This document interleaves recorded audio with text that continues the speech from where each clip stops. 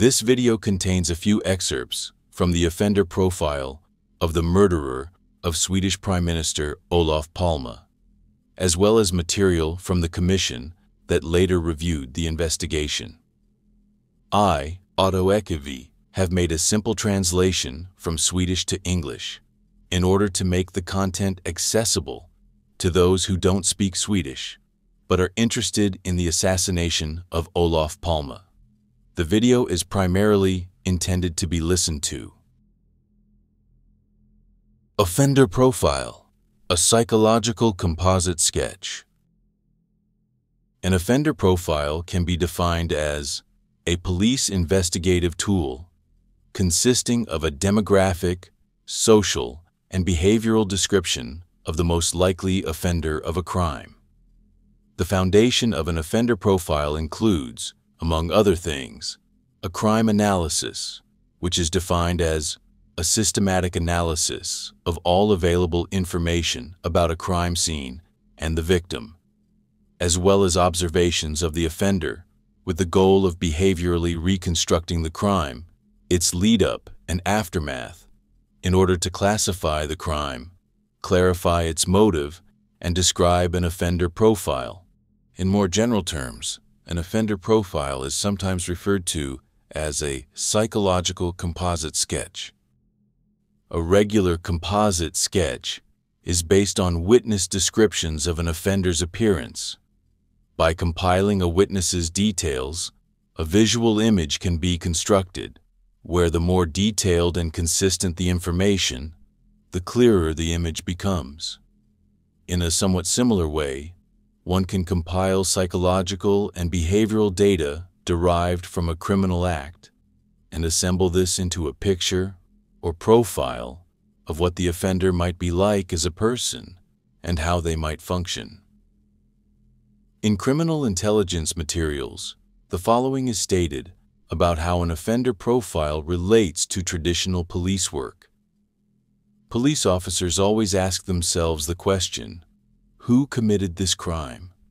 The answer is often formulated in general terms, and officers rely on their experience to build an image of the offender.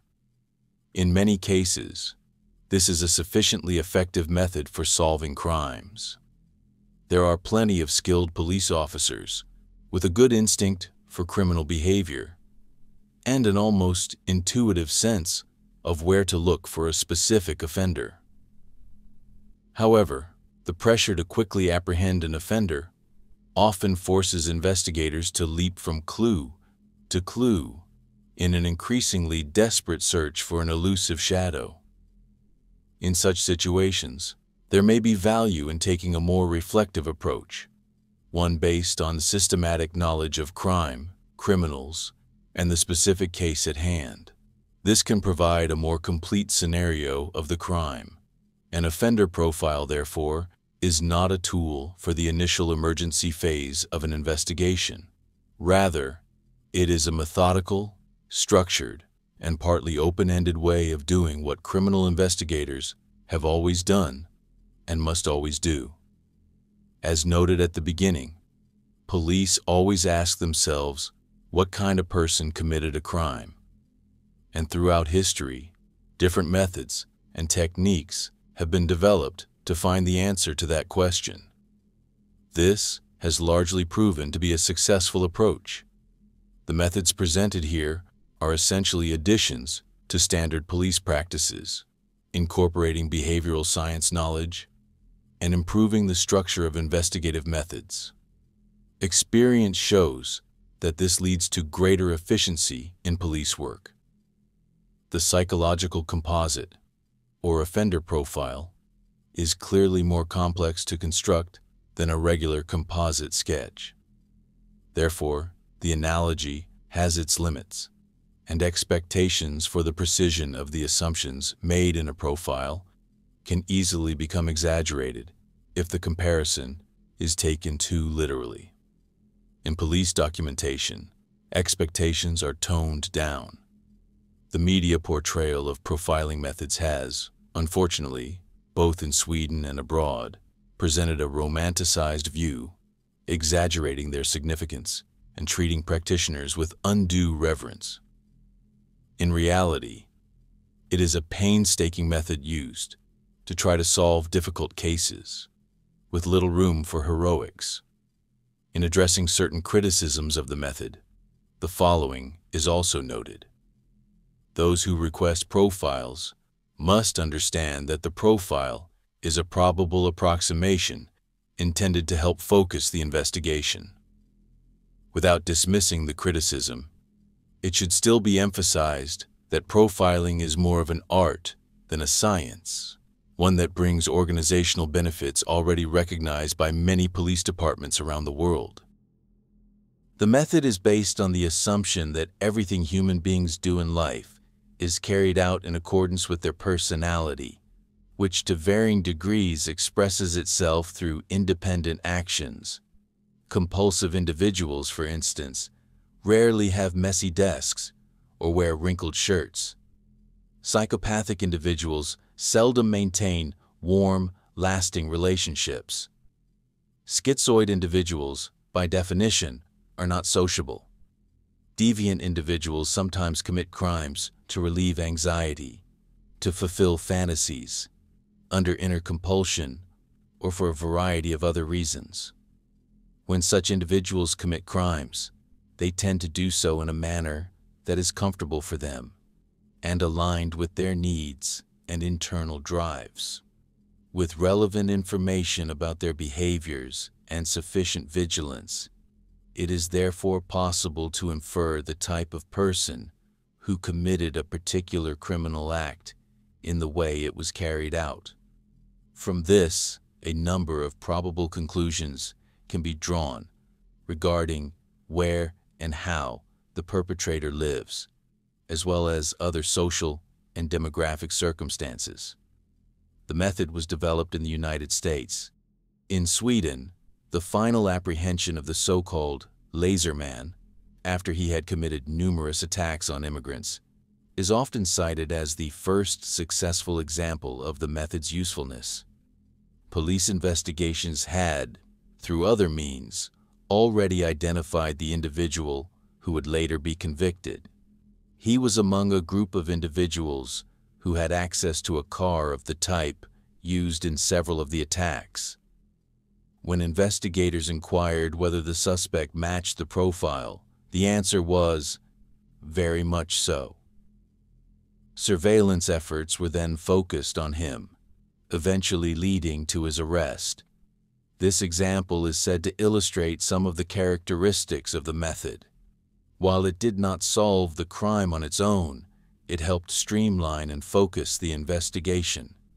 It is likely that Laser Man would have been apprehended eventually, even without the profile. But the profiling highlighted the importance of concentrating investigative efforts on him. The Swedish profilers, Ulf Osgård and Jan Olsson, together with lead investigator Hans Olvebro, visited the FBI National Academy in Quantico, Virginia, in 1994. The group met with investigators from what was then called the Behavioral Science Unit.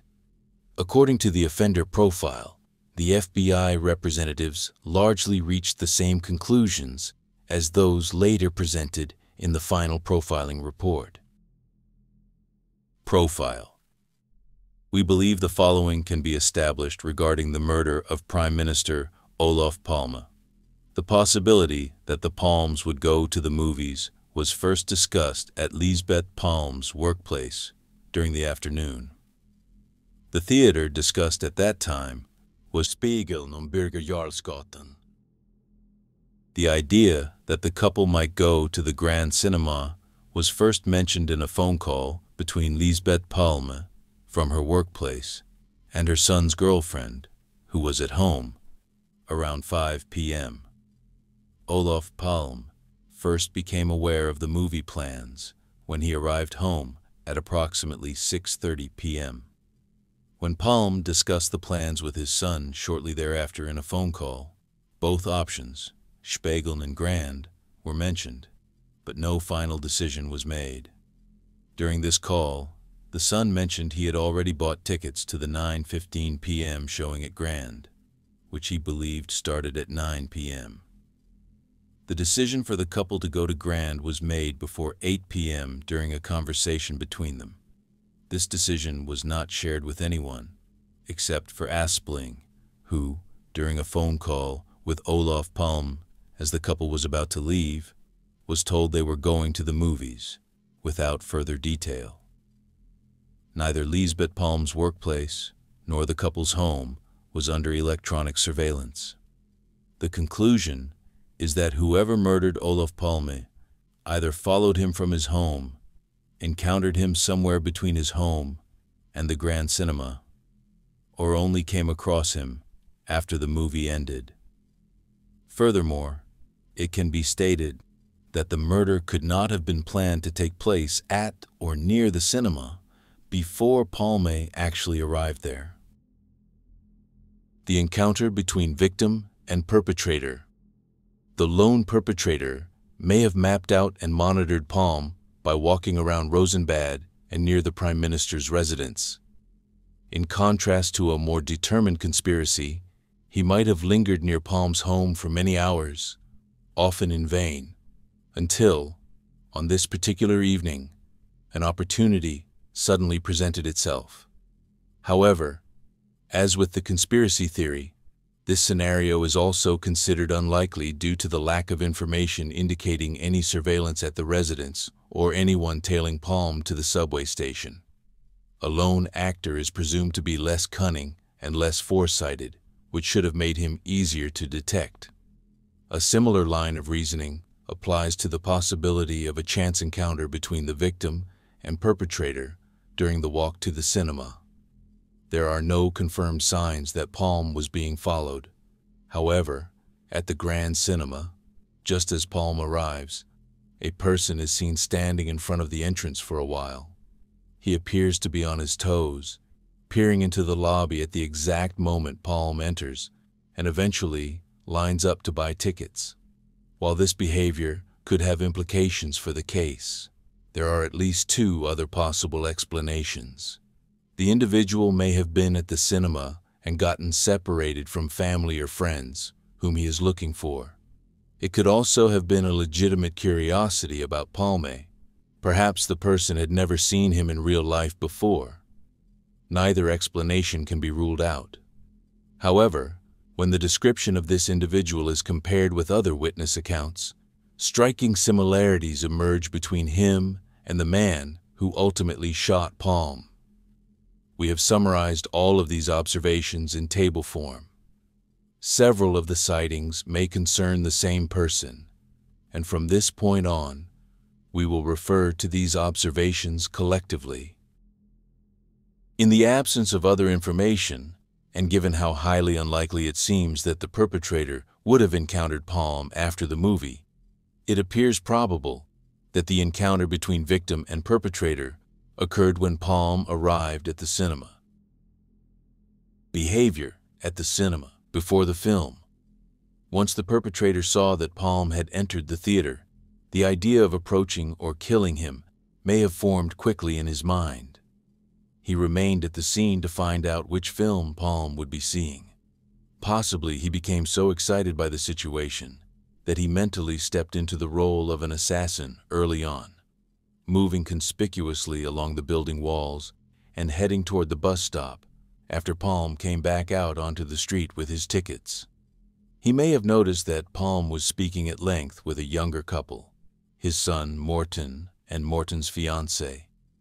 This could have irritated the perpetrator, but it's likely he was not yet armed, nor had he fully made the decision to attack. Otherwise, he would have had an opportunity to strike when Palme emerged after buying tickets. Behavior during the movie. While Palme was inside watching the film, the perpetrator must have, at least tentatively, decided to go through with the shooting, and during this time, acquired a weapon.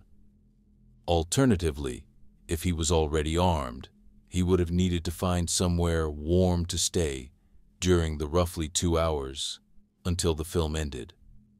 In either case, There was no reason for him to remain around the cinema, and for that reason, we can't know which version is true.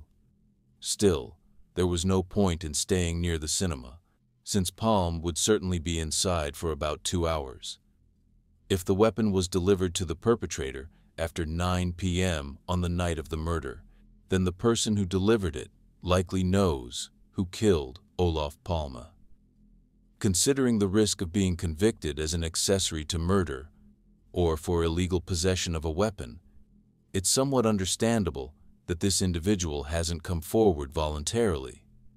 However, in light of the size of the reward and the difficulty of proving complicity in the murder, combined with the logistical challenge of obtaining a weapon on such short notice, it is more likely that the perpetrator already had the weapon beforehand and didn't receive it that evening.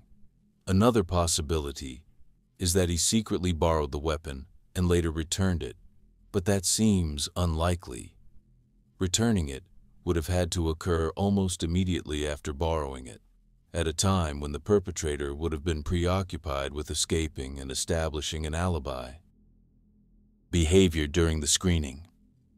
During the movie, several sightings were reported of men lingering around the cinema, the first around 10:10 p.m. Most of these involved 2 men. In a few cases, they were lone individuals, but their descriptions do not match that of the perpetrator. If these men were somehow involved in the murder, they would therefore be part of a conspiracy. But why would they linger there? The film's end time could have been easily checked. Given the nature of their supposed mission, it would have made more sense to stay away as long as possible and avoid unnecessary exposure at the cinema. It's therefore difficult to understand what their role would have been in any further scenario, assuming they stayed nearby. At that stage, a conspiracy would have had more use for drivers than for lookouts. Starting from 10:50 p.m., a number of sightings were made of the person we assessed to be the perpetrator, based on his behavior, which did not match that of someone with any legitimate reason to be in the area. He had been gone from the vicinity for over an hour and a half. It seems natural for him to return with some time to spare, about 15 minutes before the movie ended. He may have needed to mentally rehearse his plan. After spending time on the east side of Sveavägen, he approaches the cinema around 11 p.m. Shortly afterward, another film lets out, and about 40 people exit the theater. This is something the perpetrator likely didn't anticipate. Notably, once all the moviegoers, except for 2 young women, have left, he walks up to the entrance doors and peers through the glass. It appears he wasn't entirely sure which movie Palme had attended. He walks up to check whether Palme is still in the lobby. Then he remains outside the entrance for a few more minutes, pacing back and forth. While this could theoretically be the behavior of someone waiting for a friend or acquaintance attending the film, no witness has reported seeing anyone with that appearance picking someone up at the theater. Assessment. The perpetrator's actions were conspicuous and showed little regard for the possibility of being seen. This kind of exposure does not align with the behavior typically associated with a professional killer. He also appears to lack patience, as evidenced by his approach to the entrance when his intended target did not emerge as expected. Again, this is not consistent with the conduct of a well-informed assassin. Behavior. After the film, the next sighting of the perpetrator occurs at the window of a furniture store as Olof Palme begins his walk toward the city center. It is unlikely that the perpetrator could hear what Palme was saying, and even if he did, it probably wouldn't have affected his next steps, since there were many possible routes to Gamla Stan. What is clear, however, is that he observed the group standing and talking for a short time. It's notable that he began following the Palmes so soon after the group split into 2 directions, before Morten Palme and his fiancée had even passed him. The perpetrator initially followed at a distance of about 20 meters, but after roughly 150 meters, he had closed the gap to just 10 meters behind the couple. During this part of the walk, it's likely they encountered a group of young people, which may have led the perpetrator to delay the shooting a little longer. After Palme crossed Sveavägen, just past the hot dog stand at Adolf Fredriks Church Street, the perpetrator had to either pass them or fall conspicuously behind. At that point, it should have been clear to the perpetrator that Palme had no bodyguards. One might wonder why he didn't attack then. According to the investigation, there were likely several people in the vicinity, some quite young, walking in both directions. These individuals may have been perceived as potential threats or interferers. However, the escape route near the Sari store may have seemed more favorable than one on the opposite side of Sveavägen. It's also possible that Palme standing near a large display window discouraged the perpetrator due to potential reflections in the glass. Ultimately, the chain of events may have moved too quickly for the perpetrator to weigh his options, leaving him no choice but to pass the Palmes. It has been noted previously that what happened during this final part of the walk, leading to the murder site, is not fully known and includes conflicting information. According to witness Inga M., the perpetrator stood near the entrance of the Dekorima store for some time. This implies that he must have passed the Palmes at some point. This may have occurred when the Palmes stopped at another shop window, in addition to the one at the Sari store. Lisbeth Palme does not recall whether they paused at any other display, but it is clear they were walking slowly, likely enough for the perpetrator to pass them naturally. His behavior during the murder itself, however, suggests he did not want eye contact with the victim and intended all along to kill from behind. Most indications, then, point to the idea that he passed Palme not because he wanted to, but because he had no other choice. Behavior at the murder site. At the scene of the murder, the perpetrator had a good view of the Palmes and of anyone approaching from his direction. By looking southward, he could continuously assess the right moment to act. However, he wouldn't have been able to see the traffic lights change from his position, although he could certainly observe traffic movement. Just before Palme walked past him, the light likely turned red, causing traffic to stop. From the perpetrator's perspective, 3 cars were directly in front of him, 2 of them in the outer lane. Another 3 cars were waiting at the traffic light just south of the murder scene. Behind the Palmes walked the witness Anders B. The perpetrator must have seen Anders B for some time and evidently did not consider him a threat. Almost immediately after Palme passed him, the perpetrator stepped forward, placed his left hand on Palme's shoulder, possibly to push him forward or to steady him, and then raised the revolver and fired. At that very moment, the traffic light turned green and the cars began moving. Palme likely fell forward instantly, and the perpetrator may have moved with him briefly. So did Lisbeth Palme. In that motion, while stepping backward, he turned the revolver toward Mrs. Palme and fired again. Then, he tucked the revolver away, took another step back, and appeared to hesitate briefly before running west on Tunnelgatan. According to Lisbeth Palme, the perpetrator didn't say anything. However, 2 witnesses recall hearing her speak. One of them, remembering her saying something like, "No, what are you doing?" This likely occurred after the second shot. Assessment. It seems reckless for the perpetrator to have stashed the weapon so quickly, as it could have been used against anyone trying to apprehend him. It's unlikely he believed Lisbeth Palme had been incapacitated. She screamed clearly and remained standing. So it is puzzling that he didn't fire another round or 2. Even if Palme collapsed immediately, a more professional killer would probably have fired an additional shot. preferably to the head, to ensure success. The movement of the nearby cars might have partially prevented him from firing more rounds.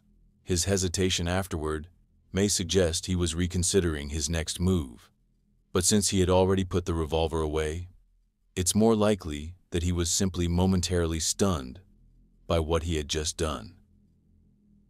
The second shot. The shot that hit Lisbeth Palme is difficult to evaluate because we lack a detailed description of how it happened. However, forensic analysis shows that the angle of the second bullet differs from the first by more than 20 degrees. The shots were fired in rapid succession. The most likely scenario is that the perpetrator did not move back between the shots. Instead, he deliberately aimed the weapon at Lisbeth Palme and fired, intending to injure her. Based on the likely motive behind killing Olof Palme, it seems plausible that the perpetrator also intended to kill her, driven by the fact that she was associated with the despised target. The escape. After the perpetrator crossed Lundmakargatan, he chose to run up the stairs. He could have taken the escalator that runs parallel to the staircase.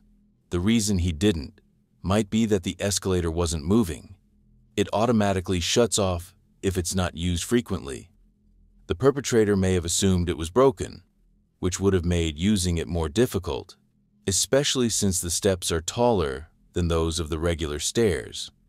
On the other hand, witnesses describe him taking at least 2 steps at a time as he ran up.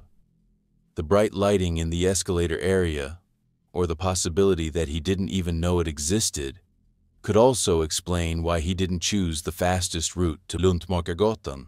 He didn't have much time to decide which path to take. While sprinting up toward Malmskillnadsgatan, the perpetrator was observed by a witness who saw him pause briefly at the top of the stairs, possibly to catch his breath, but also likely to check whether anyone was following him. He continued running while handling a small zippered bag, pulling on the zipper. It seems most likely that he was transferring the revolver from a pocket into this bag. However, it seems unlikely that he would have stored a radio communication device in such an inconvenient spot. At this stage, if he had accomplices, a radio would have been useful to help coordinate the getaway car's location. The logical route for a continued escape would have been to run straight down the street toward Birger Jarlsgatan, where he could have blended into traffic and street life quickly. Instead, the perpetrator deliberately turned off the main street, likely to avoid being seen for too long by any pursuers, and headed north. It's probable he turned toward an area he was familiar with, perhaps his home or some other known location. When he rounded the corner of David Bäggeresgatan and Regeringsgatan, 2 people were walking in front of him. One of them slipped, and the perpetrator collided with her. She became annoyed and shouted something at him.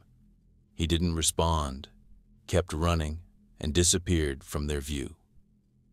This behavior is consistent with someone in a real hurry and doesn't necessarily mean he didn't understand the insult. After turning down Snickerbacken, he likely slowed down, either because of fatigue or to avoid drawing attention to himself. Assessment. Even during this phase, the perpetrator shows signs of being untrained for the task. He appears to have stashed his weapon in a way that made it hard to reach again. His clothing seems impractical, suggesting a lack of preparation. His physical condition doesn't appear sufficient for a serious sprint, and even 2 to 3 minutes after the shooting, he's still drawing attention by trying to hide his appearance. The perpetrator's choice of escape route suggests that he was familiar with the area. Conclusion. An analysis of the course of events reveals the following. There are no signs of electronic surveillance of Palme's home or workplaces. There are no indications of direct monitoring of Palme himself. It is uncertain, though unlikely, that any mapping or reconnaissance was conducted. It is not likely that Palme was followed from Gamla stan. It is uncertain, but not likely, that anyone followed him on the subway. It is fairly likely that no one followed him from Rådmansgatan subway station to the Grand Cinema. There was no surveillance at the Grand prior to Olof Palme's arrival. There does not appear to have been any surveillance during the screening either, although there are indications that someone was watching shortly before the movie ended. It is absolutely clear that Palme was followed from the cinema to the site of the murder, that a single perpetrator fled the scene, and that no one else fled in any other direction nearby. No organization has credibly claimed responsibility for the murder. The reward offered has not led anyone to come forward with convincing information. No intelligence agencies possess valuable information about the murder. The murder has had no observable impact that might explain a conspiracy's motive. Tests of the main hypotheses indicate that a professional conspiracy involving multiple perpetrators or a hired assassin, as well as the opportunistic plot theory, do not align with the patterns identified through reconstruction and analysis. Using a process of elimination, and by examining the perpetrator's behavior, we can conclude that he acted alone. The perpetrator's behavior suggests that the crime was committed in an improvised manner by someone who seized a spontaneous opportunity rather than executing a well-planned act backed by others. Crime classification. In research on crime scenes and offenders, conducted primarily by the FBI, a useful classification has emerged, similar to what we in Sweden refer to as organized and disorganized crime. This classification originated in studies of sexual homicides, but has been applied to other types of crime.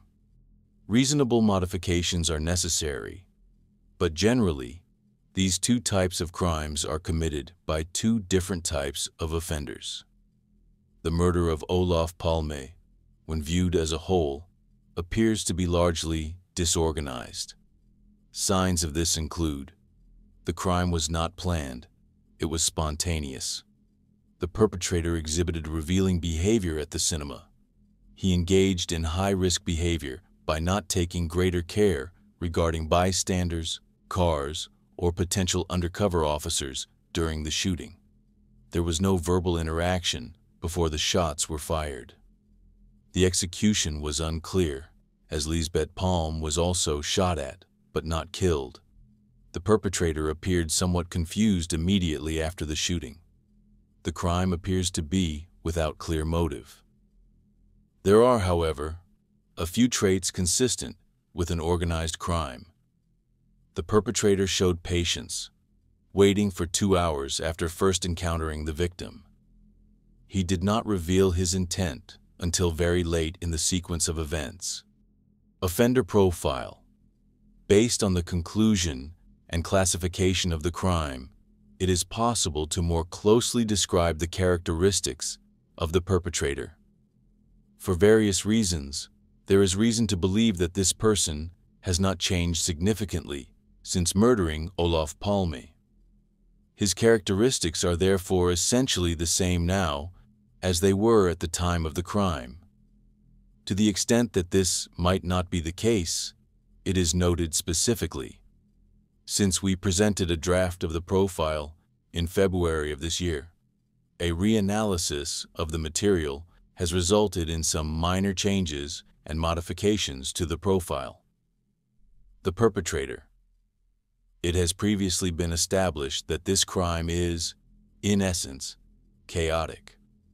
This means that the perpetrator himself largely exhibits chaotic traits, which can be described in general terms, leading to a series of likely circumstances. General traits. The perpetrator is a psychologically disturbed Swedish man, with limited capacity for logical reasoning in high-pressure situations. Instead, he tends to act on emotion. He is an impulse-driven individual, which creates difficulties in his interactions with other people. Such a person typically has a background marked by various failures, and this combination of circumstances gives his current life a distinct character, one of rigidity, social awkwardness, and unconventional living conditions. Personality. As previously noted, the specific nature of his personality disorder cannot be clearly defined. However, crimes of this kind are typically committed by individuals exhibiting psychopathic traits. The perpetrator is thus an intolerant, disloyal, and callous person, driven by impulses, whims, and sudden urges. This includes a sense of restlessness and a lack of perseverance, which manifests across many areas of life. As a result of his disordered personality, he struggles to relate to others and to maintain friendships and other social relationships. Deep down, he fears confrontation, but won't hesitate to seek it out when it serves his purposes. He harbors a significant contempt for others and for weakness, which is expressed through prejudice and a tendency to form quick, inflexible judgments about people. These judgments are typically rigid and poorly nuanced. On the surface, he may appear self-assured due to his assertiveness, but in other respects, he comes off as inflated and inauthentic, reflecting a lack of an internal moral compass. Behavior after the crime. Initially, the perpetrator likely experienced fear of being apprehended due to the enormous attention the crime received. This fear may have led to remorse and possibly even suicide, although this is considered less likely. Over time, the perpetrator probably grew more confident as the investigation quickly faltered and media coverage focused almost exclusively on conspiracy theories. Given the massive public attention and the aftermath of the crime, the perpetrator likely experienced feelings of triumph as one government minister after another was forced to resign, along with multiple police chiefs. Even without directly revealing his guilt, the perpetrator probably commented on these events. This would have allowed him to release some of the internal pressure without exposing himself. Eventually, a sense of loneliness may have emerged, caused by the desire to remain hidden, combined with an anxious awareness that he had done something many others may have secretly wished for.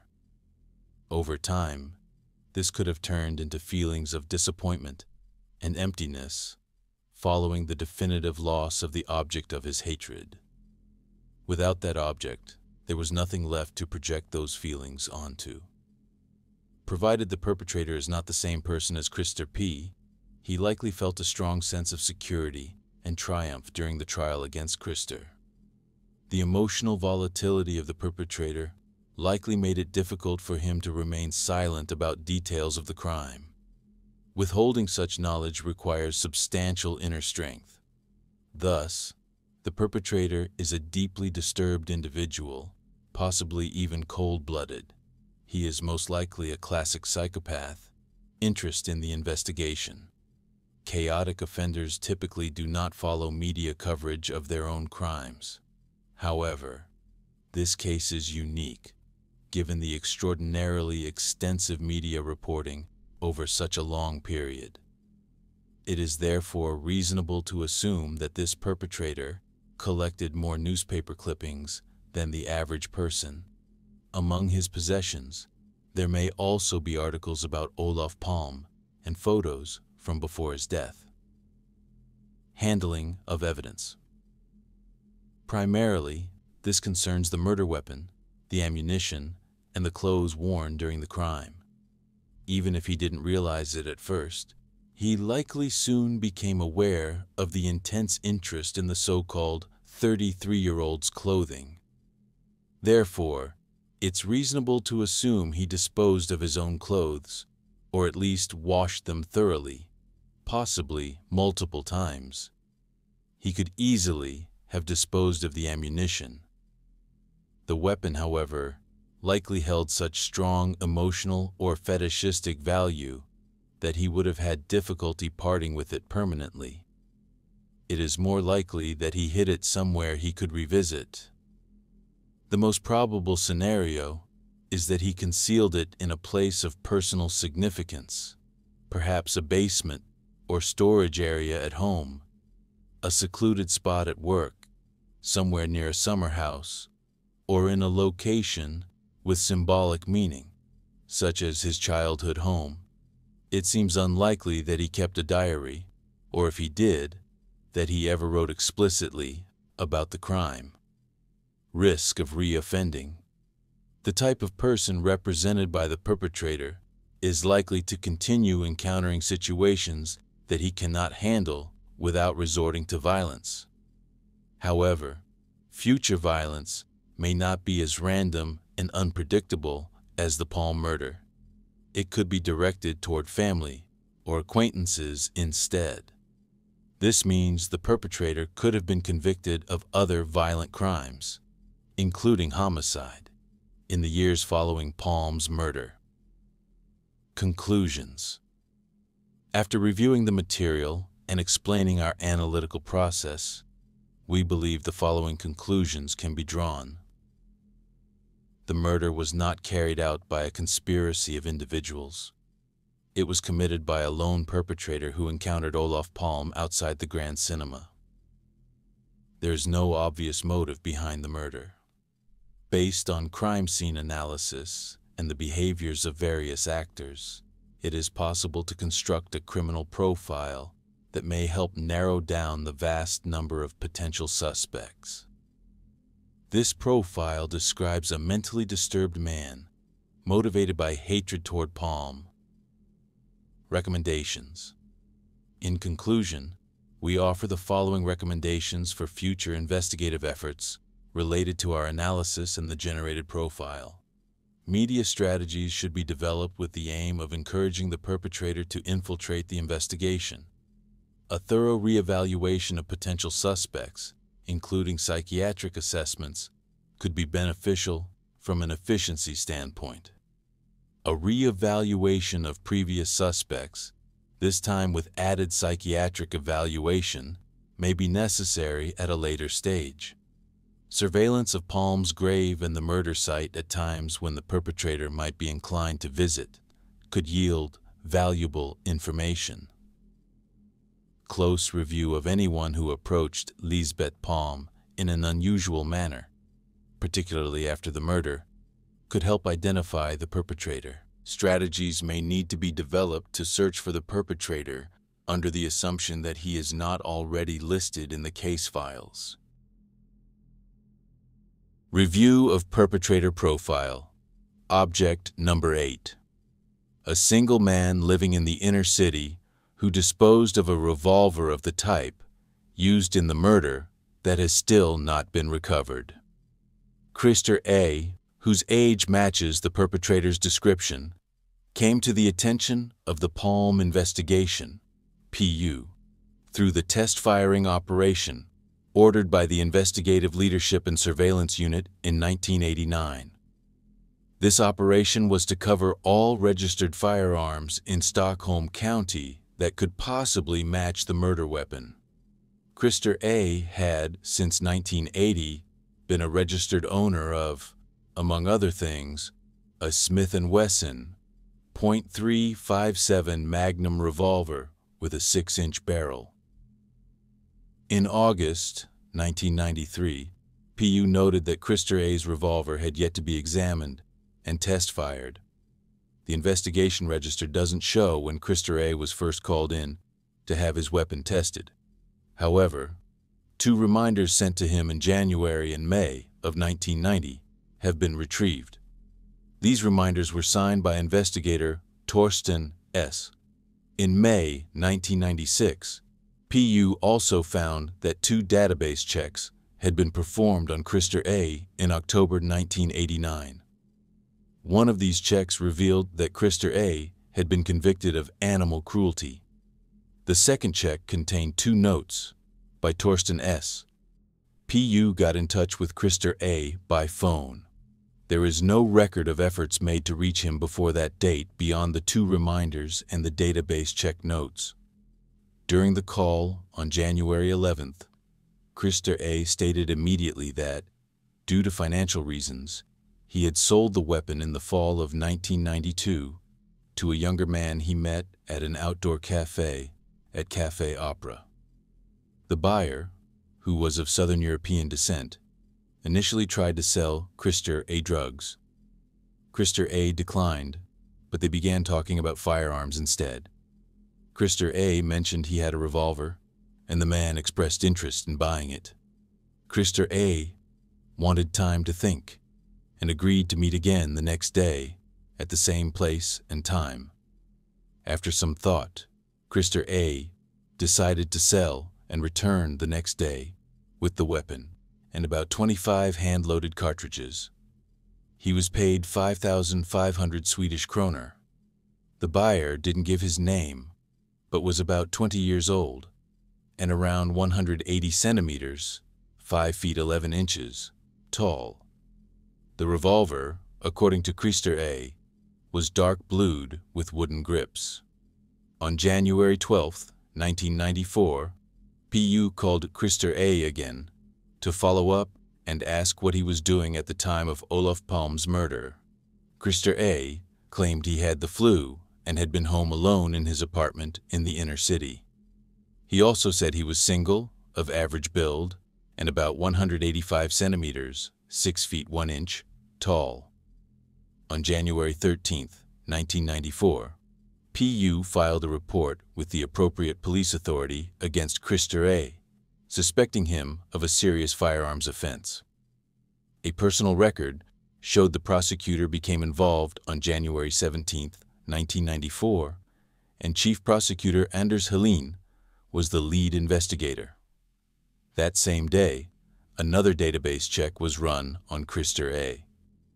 No documented investigative steps were taken for another year. In the meantime, GMP, the perpetrator profile group, presented their work to PU, and as a result, Krister A. was added to the GMP watch list and later categorized as a GMP object. In early January 1995, the investigation into Krister A. resumed. PU confirmed through internal surveillance that he was single. The Social Insurance Agency had no records of him since 1986. His former employer was contacted and had noted that Krister A. was not suitable for rehire. Government records showed Krister A. had debts, mainly unpaid taxes. He had also applied for social assistance in December 1994 and had taken several loans that year. PU contacted the Swedish general agent for Smith & Wesson, who said a gun dealer would have paid about 2,500 Swedish kroner for such a revolver in average condition, and 4,000 to 5,000 Swedish kroner if in excellent condition. A dealer would then add about 1,000 Swedish kroner when reselling. The investigation ordered Krister A.'s prior animal cruelty court documents. The offense involved Krister A. kicking a neighbor's dog out of irritation as it was loose and barking. The dog's owner also claimed Krister A. threatened her, saying, "I'll kill you." So he was charged with both animal cruelty and unlawful threats. The threat charge was later dismissed. On January 13, 1995, PU contacted Torsten S., who had signed the reminders to Krister A., and asked if he remembered visiting any Smith & Wesson 357 Magnum owners. Torsten S. said he had only made one home visit, to a summer cottage owner. The man had been initially reluctant, but warmed up when his amateur radio hobby was mentioned. Torsten believed he had arranged for the man to bring in the revolver later.